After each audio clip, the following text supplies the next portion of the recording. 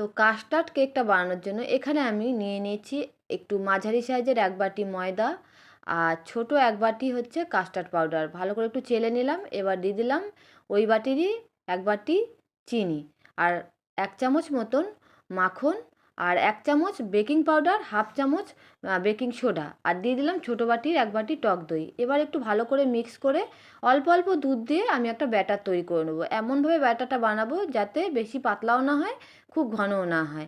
তো সেরকমভাবেই আমাদের ব্যাটারটা তৈরি করতে হবে। তো বন্ধুরা, আমাদের ব্যাটারটা তৈরি হয়ে গেছে। এরকম একটা ছোট গামলার মধ্যে আমি প্রথমে বাটার মাখিয়ে নিয়েছিলাম, তারপরে আমি পুরো ব্যাটারটাকে ঢেলে দিয়েছি। তারপরে আমি একটা বড় পাত্র, সেটাকে 5 মিনিট প্রিহিট করতে বসিয়ে দিয়েছিলাম। তারপরে আমি ওই ব্যাটার দেওয়া পাত্রটাকে বসিয়ে দিলাম। তো খুলে নিয়ে দেখিয়ে দিচ্ছি বন্ধুরা কত সুন্দর কেকটা তৈরি হয়েছে। দেখুন, একদম একটা স্পঞ্জি সুন্দর কেক তৈরি হয়েছে। কেটে আমি দেখিয়ে দিচ্ছি যে কতটা স্পঞ্জি হয়েছে কেকটা। তো দেখে নিশ্চয়ই আপনাদের লোভ লাগছে যে কাস্টার্ড পাউডার দিয়ে এত সুন্দর কেক তৈরি হয়। আপনারা না বানালে কিন্তু একদমই বুঝতে পারবেন না বন্ধুরা।